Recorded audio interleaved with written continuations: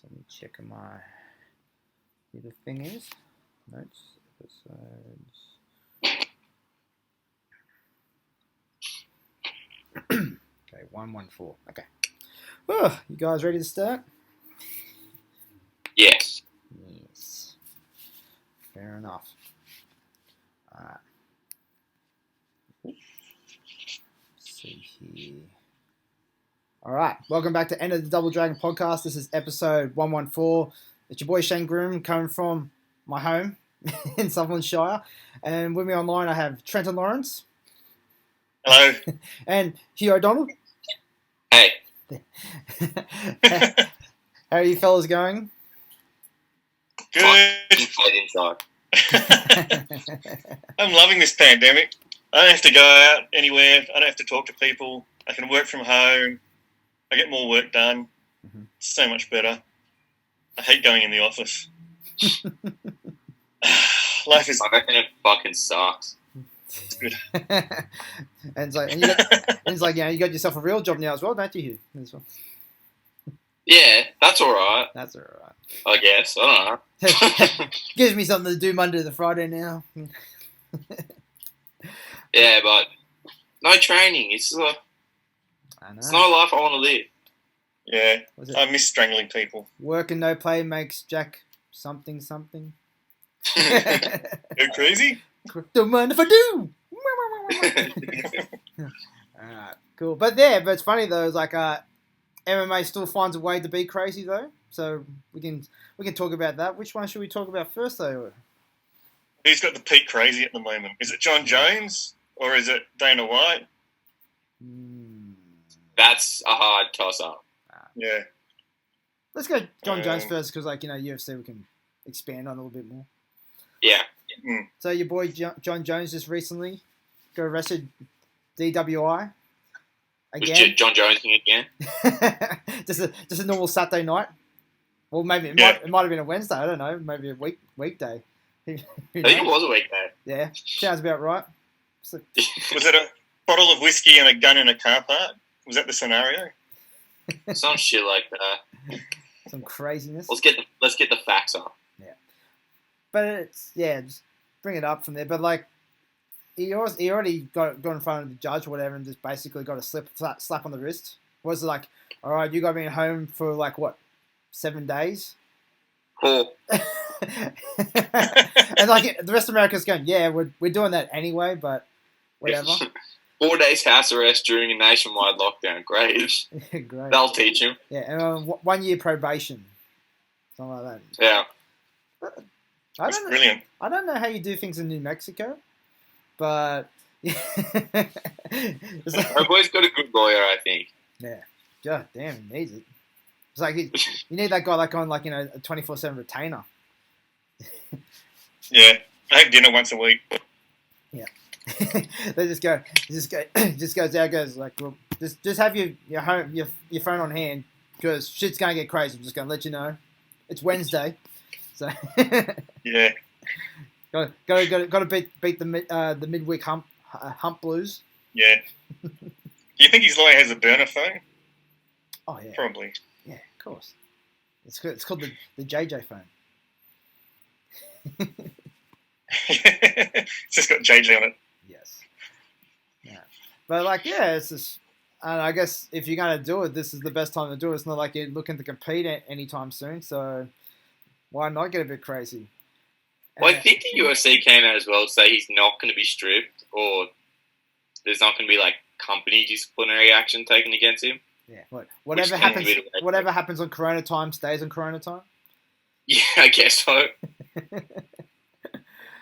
It's I don't know. Like, what was it before?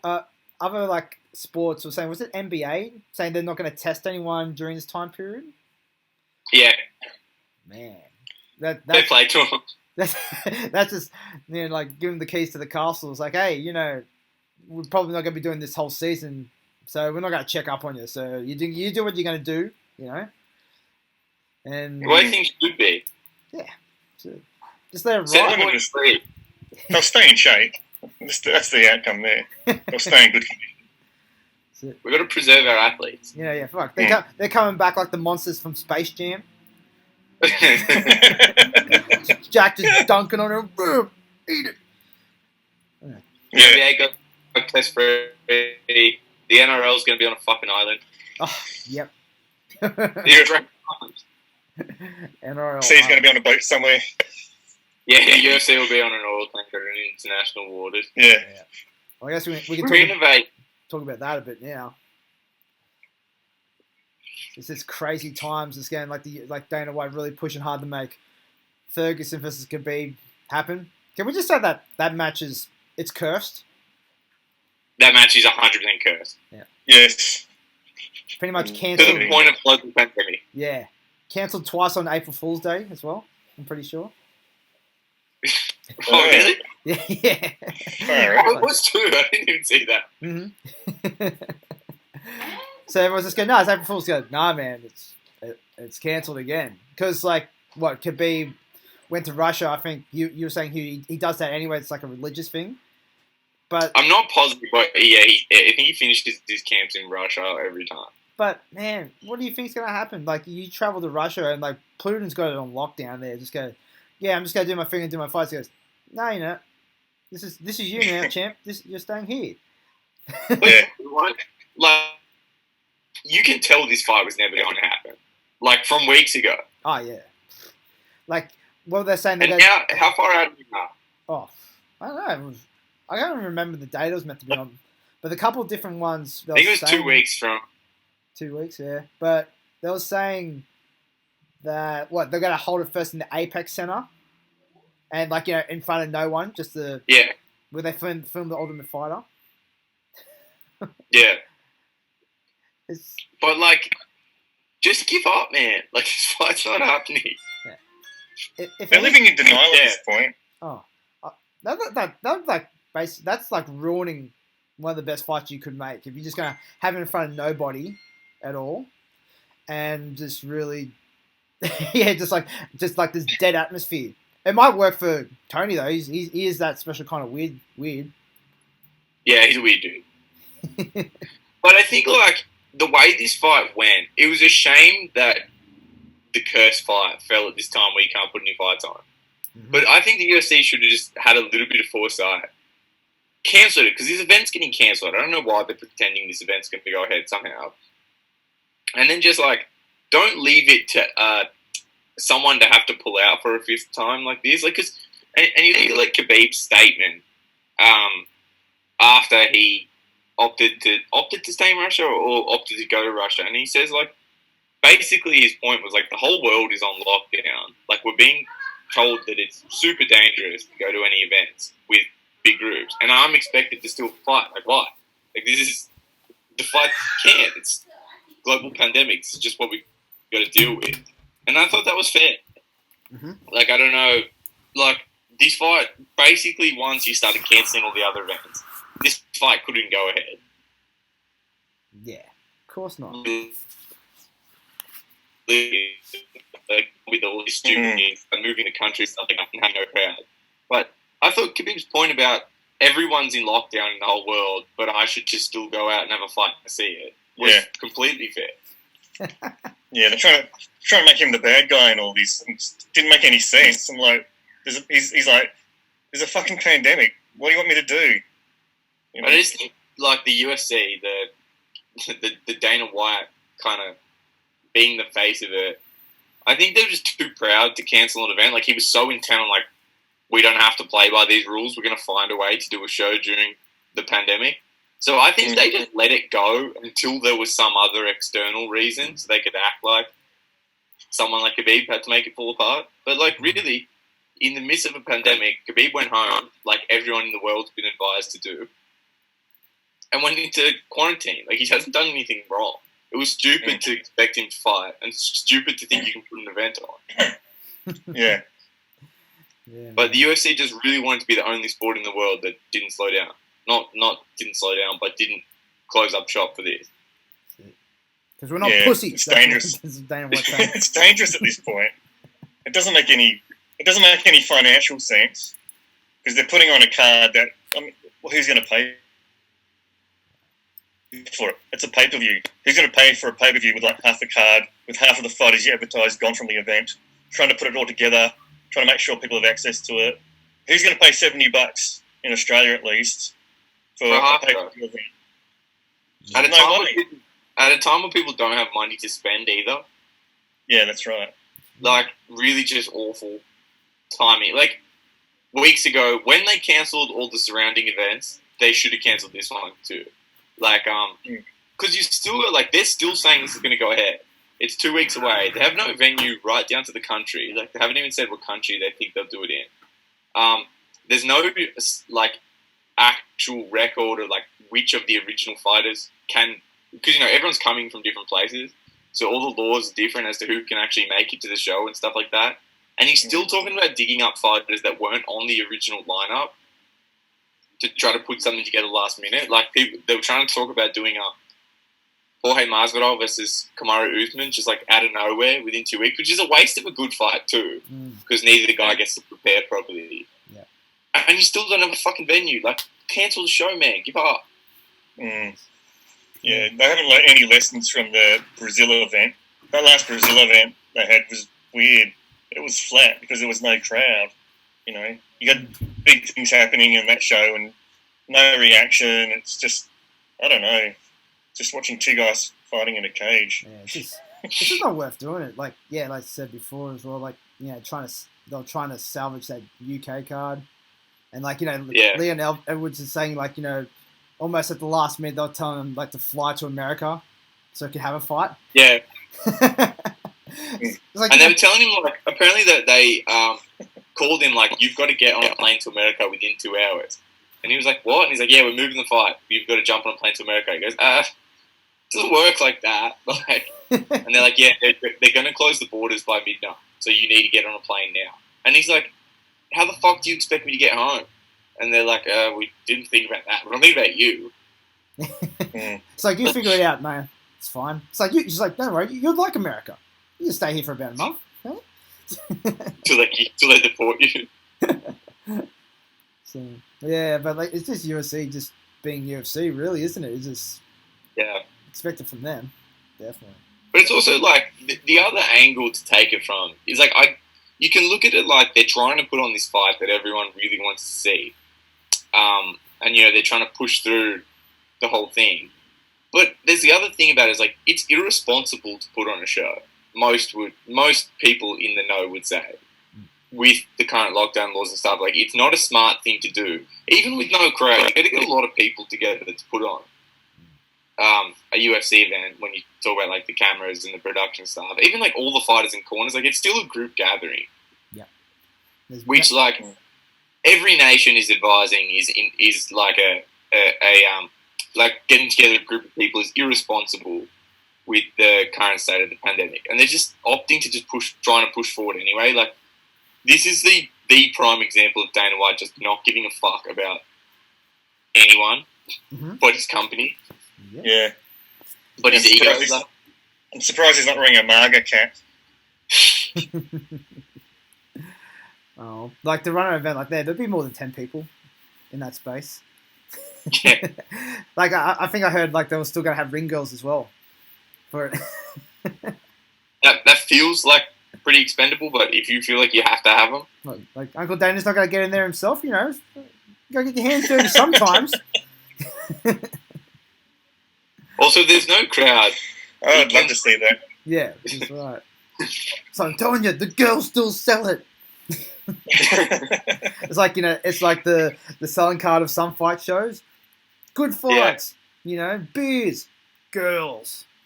So all the old fight shows used to put ring girls on the post. Because fuck, I'm sold. Like just in writing, like ring girls. You know, just that 10 seconds after each round. That's what I came here for. Yeah. Crazy. All right. So, I think I've got a little bit of lag happening here. This one. That's a little bit better. It's just the internet says shit in my area.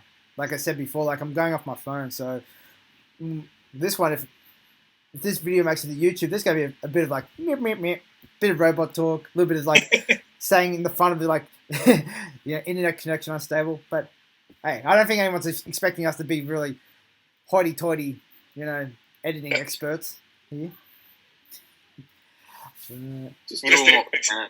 we'll just explain to listeners or viewers that the internet in Australia is a steaming pile of dog shit, and they're still using copper wire to hold it together, and that's not a joke. No. I wish it was. They're still using a combination of optic fibre and copper wire, so expect it to break down frequently. Oh yeah. Especially when everyone's at home watching Netflix all the time at the moment. Yeah, all the streaming services. Green dress. Oh It's yeah. just all the time. All the time. Mhm. It's crap. It's funny talking to you guys. There'll be like a pause, and you'll be mid-sentence, and there'll be like a freeze frame, and then the audio will go like this. I'll do an impression of it. Something, something, something, something, something, something, something. Exactly like talking to us in real life. That's Yeah. it. Yeah. Well, good thing on Until the my end, batteries are it's going. not too bad on my end with that. So, so like at least the audio version should be fine. But like I can see the Zoom now going. You got 10 minutes before I kick you out. So, oh, cool. Which is like funny because last night when we used Zoom, we were on there for like 3 hours and they didn't kick us off. So, Yeah, we just get the notification eventually that it got upgraded to Pro Meeting or something. I haven't upgraded it. Yeah. Well, that's what I mean. Just like it's telling me now. So like I'm just gonna say like there's probably gonna be no video for this podcast, even though I set it all up from that one. But like last night when we just like we just got together like a whole bunch of us and basically shit talk and have drinks over Zoom, which is awesome. I recommend it to anyone. Like we're on there for 3 hours without it kicking us off. So I don't know why it's doing it now. So Yeah. whatever.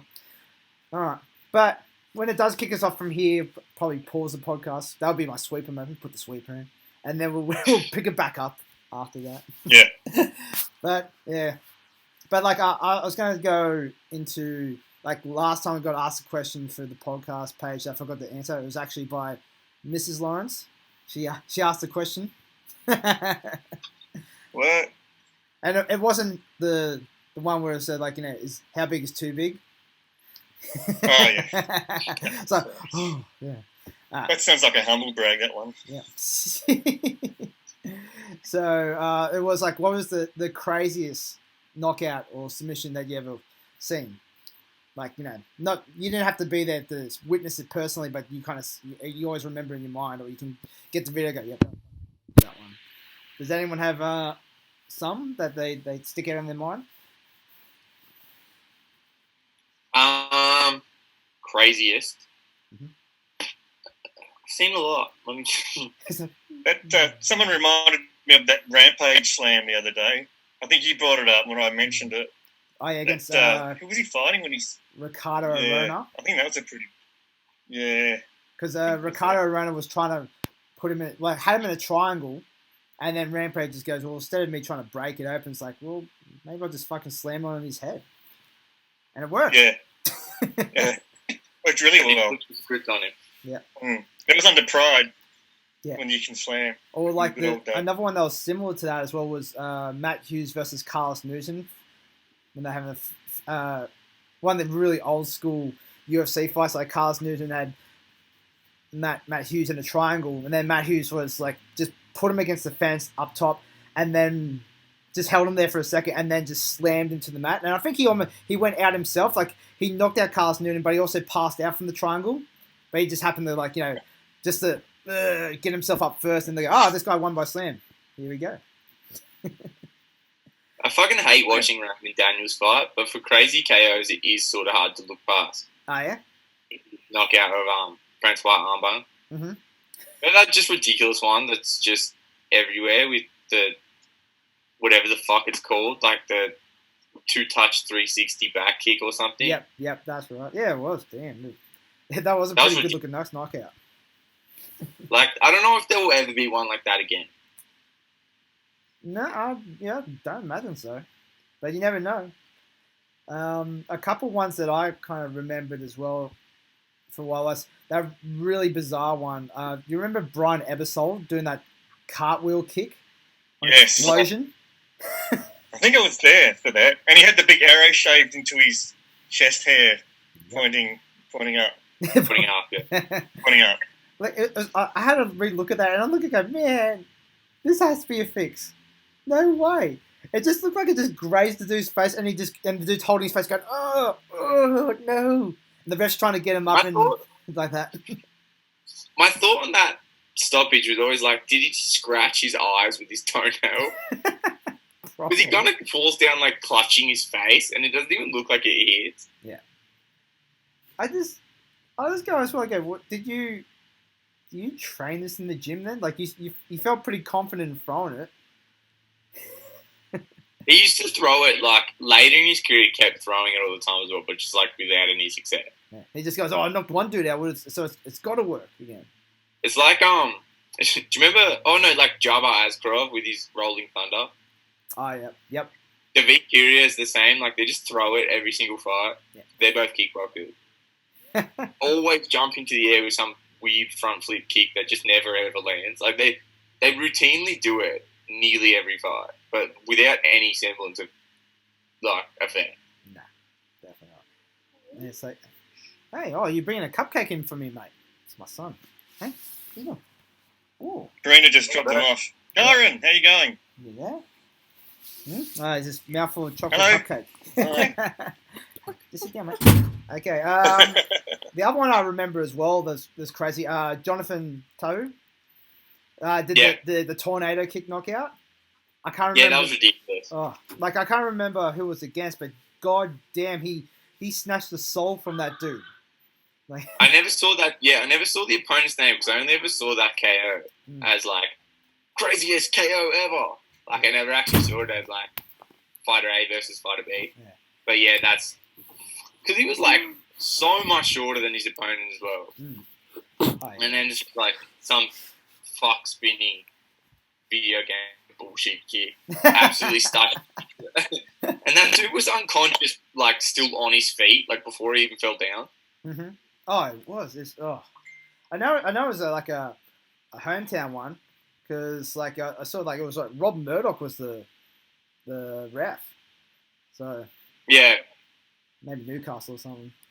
But yeah, on some smaller show. Yeah, no, that's crazy. I think crazy KOs. It doesn't get that much crazier than Max Muay Thai. It was Dorian Price was one half of it, and I actually forget the opponent's name. But they both throw a left hook at the exact same time and knock each other out, and they're both proper out. And then the ref just starts doing the count for both of them, like a last man standing match. And then Dorian manages to climb back to his feet before the 10 count and wins the fight. Oh yeah. God damn. That was ridiculous. Oh yeah, that's right. Yep, I remember watching that actually. Yeah. Yeah, they both starch each other simultaneously, and the ref just like. I guess that's pretty smart reffing because I feel like if I was reffing that situation, I wouldn't exactly know what the fuck to do. Yeah, like, I don't know. Like, I don't know what would the protocol be. Is it written down? That's what I was wondering, but like the ref just went for counting both, and then Dorian was the only one that could make it to his feet by the end of the count, so he won the fight. Fair enough. I like it. It makes sense. It does. That was fucking nuts. It was nuts. Alright, cool. I think I'm going to get kicked off in the Zoom here in a second. So, you know what I'm going to do? I'm going to stop this, make a new meeting, and then make that the breakup point as well. So we can talk about our next stuff coming up in the second half of the podcast. Alright, see you soon. Yeah.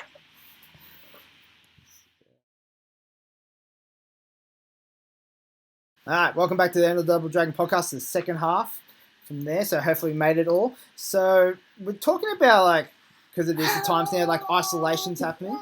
So with our isolation from there, like, long thing is to, whoops, sorry. Please leave, Kyron. Go. Bye-bye. Go. So from here, looking about just staying fit in isolation. So I don't know. At the moment, for me, I've just been doing stuff in the morning just because I may have taken a kettlebell and a band and whatnot from there and just trying to get stuff done. Just getting the flow of doing things again. It's kind of weird. It feels like actually going back to the first part of my career in personal training where you just like you don't have much equipment, you're just kind of MacGyvering it all and just making whatever works for your work. from there, and just giving people Mm. home programs. Have you guys been settling into doing much stuff, if at all, any stuff at home? I was talking to Hugh about it earlier. We're just sort of like pilfering stuff off like Instagram and Facebook and exercise routines from other trainers. I'm going to Bulletproof for BJJ, so I'm just ripping them off. Mm-hmm. Yeah. And solo drills. Mm. Lots of chin-ups. I've got a pull-up bar in the house, so I seem to do that more than anything. Chin-ups, push-ups, and those V sit-ups, just because they're easy to do and I don't need much gear or anything like that. I've got a kettlebell, some dumbbells, bands. I'm just trying to keep it simple. Yeah. Yeah. I've been doing like shit tons of road work. Like I've been getting more Ks done than I've ever done in my life at the moment, which is that's probably the easiest thing to get out and do. So I've been doing that every morning. And then yeah, same as training. I just like everyone's been cool about like posting out like daily workouts and stuff like that. I just find it easier. Like at the start of it, I was just coming up with stuff to do, but I just find it easier to just have something to just go from, because it feels like someone else is putting it together for you.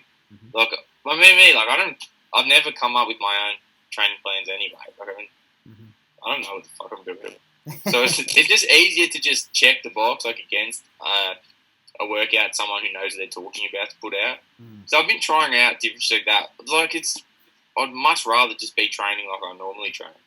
But I'm just trying to do what I can. Like I didn't have heaps of structure going on. Probably the first week of this, I was getting out of moving, but I wasn't. I guess like when you go and train on my normal training routines twice a day, like the structure is all sorted out for me. So I think the structure helps a lot. So it was kind of after a week of it, I was feeling a bit all over the place. So I just wanted to just get something somewhat structured going again. Just to feel like you're putting it in. But yeah, it's like, I think the thing for myself personally is like, I had to just get over that it wasn't gonna feel like I was finding something to replace training as I normally do, because you just don't have the resources. So it's not a problem, but just getting what I feasibly can get done, and just being kind of satisfied with that has kind of been the go. Yeah, I guess it's like easier for someone like me, because like I make most of the programs for all the fighters and everything, and it's what I've done for a job for the last 10 years, like writing programs for people, like, because martial art coach, but also I'm strength and conditioning coach and personal trainer, so I'm just kind of used to writing workouts and kind of structuring it out. And I'm probably like, for workouts I make for people, I'm a lot more detailed and diligent, like, and basically go on people's requirements. While myself, it's kind of like, it's like, yeah, I'll do this. I guess I'll do that later. I'll just figure it out while I'm working out from there.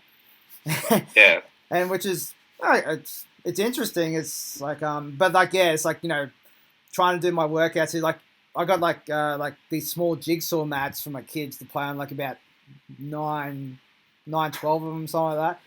It's not as big as like a gym mat. It's about half the size, but like, that's my workout space, amongst also trying to keep these two kids from running underneath my feet if I'm doing like, a bit of shadow boxing or swinging the kettlebell around as well. That's always a interesting task from there. But I just lift them. Yeah, could lift them from that, but they wriggle around like cats, Fair enough. So I guess that everyone's isolation things are a little bit different in terms of like, what people can do, space you can do it, what you're able to do as well. Because I think at the moment you're still allowed to go outside every once in a while. I think for now, isn't it? Like you can get outside to exercise. Yeah. Grab a kebab on the way when you run. That was the best news story I've seen. Oh, through the it doesn't get more Australian than that. Going for a run, grabbing a kebab, and then like copping a fine. But this is what I don't understand in general about our fucking half-assed lockdown in Australia. Why did this dude have to pretend he was out for a run to go and get a kebab if the kebab shop's allowed to be open? And you're allowed to go get something to eat. Yeah, why did he have to pretend he was out for a run? I think another kebab related story I saw, like someone got a fine for sitting down in a park Doesn't make eating a sense. kebab as well. Someone got arrested for what? Sitting down eating a kebab. Oh yeah, Yeah, but gotta he cracked a beer open in front of the cops, though. yeah, that'll get you done. Yeah. Look, what's the charge? Eating a kebab? Public drinking, dickhead. It's like, oh, that too. That's fair enough. Yeah. But yeah, I've been also been shadow boxing a lot because obviously it's the same thing as why I go running. It's just like just accessible to do. It's just like clear a little bit of room in shadow. But like using the shadow boxing a little differently too, like doing kind of interval sets that maybe I would do on an air bike or a rowing machine in the past, just doing that with just different paces of shadow boxing. Mm-hmm. Like shadow boxing is probably a more versatile tool for training than we give it credit for sometimes, I think, because a lot of the time when there's time constraints on training in the gym, we tend to focus on the areas that we use the gym equipment for, like hitting the pads and bags and stuff like that. But you can actually get a fair workout done with just shadow boxing if you're willing to put it in. I think in the gym, shadow boxing a lot of the time is just a warm-up. So it's not something you put a lot of pace behind or even, well, I've talked about this before. For most people, it's not even something they put a lot of thought into. But if you have no other available resources, you can actually get a lot of good like balance and technique drills done just in the air. Yeah. And also, like, you can get your heart rate up pretty high if you just shadow box at a reasonable pace. Like, a couple of my workouts last week were just different interval sets where I just shadow box. And, like, I got a good sweat up. Like, I'm fancy myself reasonably fit. But I still made myself, like, pretty tired just shadow boxing, which is good. But I think, like, a lot of the time when people are just doing shadow boxing type work, I think they're just too used to just doing it with no pace and stuff like that, so they don't think it's kind of possible to work out with shadow boxing. Yeah, I think with shadow boxing stuff from there, like I guess like most people, like the people want to be told what to do and like do drills and that, and that's fair. That's definitely fair because like some people like, especially if you're just starting a shadow boxing go and maybe they got no imagination, they can't imagine the person in front of them doing stuff, but that's where things like a lot of people that are doing free online content now, that's what comes to play. Like Danaher's done one for solo drills. Barry Robinson did a jab one where like a lot of people go, I can't find it. Goes, yeah, you have to work for it. If you really want it, you got to research and find it. It's there, but I'm not just giving it to you. That.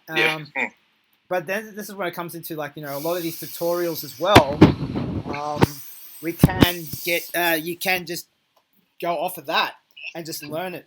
Like a lot of like Barry Robinson's ones are just drills that can be done in a bag, not done or done in shadow, and then there's like then there's plenty of jiu-jitsu ones. It's just drills, man. Like John Danaher talked about like really that thing of shadow boxes. To do that, you should shadow grapple as well.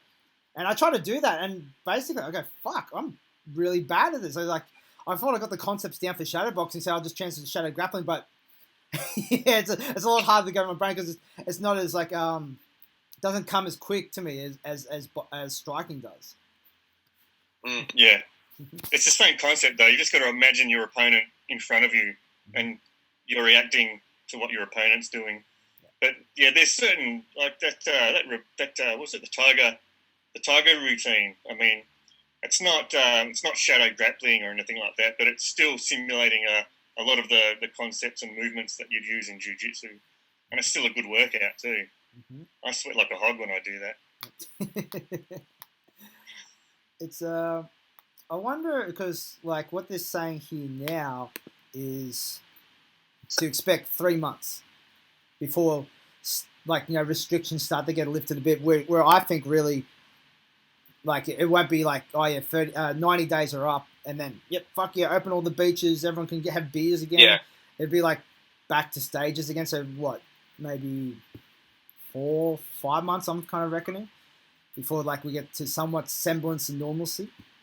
Like I'll just be very interested in everyone's still there.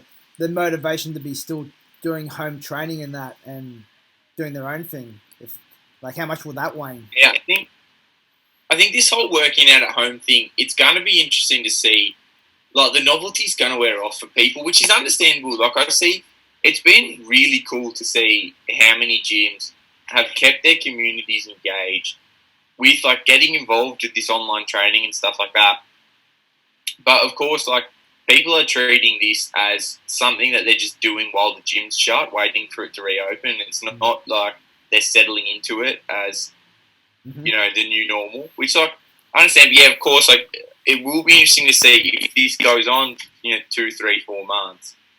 Who's really, like, still keen to just do, like, workouts over webcams and stuff like that? Like, that, for me, is like I was saying, like, about establishing some structure. Is like, I had to establish from the point, like, if I don't get into some kind of routine where I actually get stuck into training hard, like, I'll get unfit in this time. Like, it's not like it's going to be just 1 or 2 weeks. Yeah. But yeah, like, for me, like, trying to just, it's so different. Like, I've never had any trouble motivating myself to get into the gym every day. But the idea of finishing, like, especially, I think it's enhanced by the idea that, like a lot of people are working from home. Finishing working from home and then attempting to train at home, like, it's just such, like, a non-motivating environment. Of, like, it's just, like, every single day doing it, it's like, I don't fucking feel like it. But, like, yeah, just got to try to do something that establishes some level of, like, maintenance. Because obviously the effects, like, this time can sort of slip away. Like, if you treat it as time where you're just waiting for the gym to reopen, if that ends up being 4 or 5 months, you're pretty fucking unfit by the time you actually get back to training. Yeah. And my priority is fighting as quickly as I can. I don't know when there's going to be a fight show, but I don't want to get into the gym 3 months away from being ready to even look at one. Yeah, the way it's looking, like, a lot, like, I think there was a question put out there where it was like, oh yeah, when it's all done, like, we should organise dates for fights, and, like, even like Blair Smith just said, it just goes, this year's done, man. Like, yeah. It's like no one's going. It's like, what? It'd be like 6 months before, like, this is all done. He goes 2020's over. Don't even worry. It was like, we're not even worrying about it. The pit's not even gonna even bother. Yeah, I'd love to see that not be the case, but every time I get asked about it, I say don't really expect to fight again this year. Which is sad, but but, like, it's just a perspective thing, I think, as well. Like, of course, I hate the idea of not fighting. Like, this will be the longest layoff of my life. Like, I've never, actually, this is probably the first time since I started fighting that I actually haven't had a fight coming up. So, like, it's different, but, like, I think the perspective of just watching, like, how tough some people have to do it through this, it's like, it's really like, I think if you're really sitting there in this point being like, fuck, I don't get to do this thing that I like, while people are losing their jobs and their businesses, it's a bit like, you got to wake up a little bit to the idea that, like, you can't really be too fast. Like, it's so much more important than just anyone's individual fight career, like what some people are going through with it, that, like, you're just being a bit whingy if you're like, well, I really wanted to fight this year. It's like, well, some people, like, some people are wondering whether they can keep their gyms open. I don't think it's really, like, even the implications on the sport are more important than anyone's individual fights. Like, we're just trying to see if, like, gyms are able to stay open. Promotions are going to be able to put fights on at the end of these. Like, people really need to kind of pipe down about how this impacts their, like, their individual careers, because, like, it's so much more important than that. Yeah, you can always pick it up, like, next year. That's not a big thing. Like, that's not a big deal. Yeah, it's like most of the guys fighting as well. It's not like your mid-40s just go, oh, I need that last one. It's like, oh, it's like, nah. It's like most of you guys are young and, like, really, like, you can use this time, productively to, you could try, like, fix some stuff, but you can also use the time as well just to kind of, like, mentally just get yourself in order and, like, learn something different. Like, I'm playing. You see that Facebook story I did, like, me just playing that xylophone? That's like, That's how bored I am. I'm just YouTubing songs to go, all right, I'll start off small, and then I'll go to Beethoven right after that. I'll start with Twinkle Twinkle Little Star, then I'm going to do full synthesis, so off the xylophone. Yeah. It's been interesting as well, like, because having never had no fight coming up, like, I realised, like, I don't know how to just, like every day, everything I, like, down to, like, how much water I drink, when and what I eat, things like that, it's just all centered around training. So, like, when you take all the training away, I realise, like, I just have no idea how to just, like, live for the sake of staying alive. Like always, like, I'm like a lot of fighters where, like, I don't really have any concept of, like, balance, whereas, like, you're always eating for the express purpose of making weight. And then you make weight and you've got a couple of days off and you, like, eat like a fucking dickhead for a couple of days. And then you get right back onto where you were trying to make weight again because, like, always have fights backed up 3, 4, 5 at a time. So, like, now it's like I don't know how to manage my kind of, like, eating, my hydration, things like that. Because, like, there's always that kind of, like, guiding stimulus of where you're at in your fight preparation that kind of tells you what to eat, how much water to drink, even, like, making sure things like doing, like, things like stretching. Like, I would never take it upon myself to, like, stretch and keep my body in order because it's like, what's the point?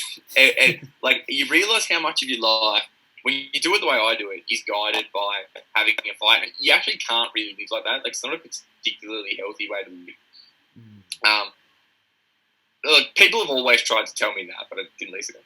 But so now, like, it's interesting to like, I think you don't really take notice of it when the fights are coming, or, like, when you live like that for a few years, but you realise, like, once there's nothing coming up, which I was always going to have to realise eventually, like, I wasn't going to keep doing fighting every 4 weeks. I was 50. Is it, like, once you take the fights away, you realise, like, you just have no idea how to, like, manage your life. You're like a baby. Yeah, that's it. You take a big part of, like, you know, what makes you away, and then that's gone. Then it's like you're going that transition. It's like, it's almost like, you know, how we're talking to Brian Probejoy before, like, saying that transition from fighter to coach, whereas, like, you know, it's not all about you anymore, and then you have to basically put it out to other people and just kind of, like, you know, and then figure out, like, you know, how to do it, and it's not a quick process. It could be a process of years to do something like that as well. But, like, now I guess you're getting a taste of it. Whereas, like, you know, it's like, you know, get into where it's like, you know, it's like, you can't do it anymore, so now you just have to transition to something else or put that energy somewhere else positive. Yeah. It's also, I think it's like realizing that, especially when it comes to, like, your lifestyle choices, you realize sometimes, like, you can be a disciplined fighter but not actually have any inherent discipline because you just work in this pattern of, like, I'm either eating, like, fucking salad to get myself on weight, or I'm blowing out and eating ice cream. And it's like, you can't, if you're taking, like, months at a time where there's no fight, you can't just live in that, like, no fight, like, blowout lifestyle. Like, you have to rein it in and find, but also at the same time, it's like, you can't live like you have a fight coming up all the time either. Like, you have to, like, establish that balance point, which, like, I've never had to do before. Yeah, that's definitely, like, a term I heard before, like, in the strength and conditioning community. What's it called? From Dave Tate. Whereas, like, basically as an athlete, you live life by two mottos. It's either blast or dust. You're either blasting, or you're just fucking just dusting. You just dust. I'm gonna just fucking eat whatever I want. Yeah. It's hard to find the middle part, and, like, you know, just that moderation kind of part from there, which is, it takes, well, that's actually true discipline. Like, you know, people saying, like, oh, you know, I've got to eat salads and things like that to fight and this, blah, blah, that sucks. But true, it's like, you know, you can either, like, do, like you said, just take all the temptation out and just live by it, life's really strict, or you can just basically have no rules. Moderation and discipline comes into being able to have a bit of each, and, like, just, and then being able to go, that's enough, or this is where I'm going to work out, and then this is where I'm going to, you know, spend some self time from there. It's an ongoing battle for anyone. I think I don't think anyone's got that part down Yeah. part to a T. And to be completely honest, like I've always been really bad at it. Mhm. Like, so I think like I'm trying to pull positive. Like I have tried to like it really the idea of when I was faced with the actual. I was in a bit of denial at first. Like when my fight versus Jesse on Town to Sydney got cancelled, like my natural reaction initially was like, okay, well I'm fighting someone else 4 weeks after it, so it's not too bad.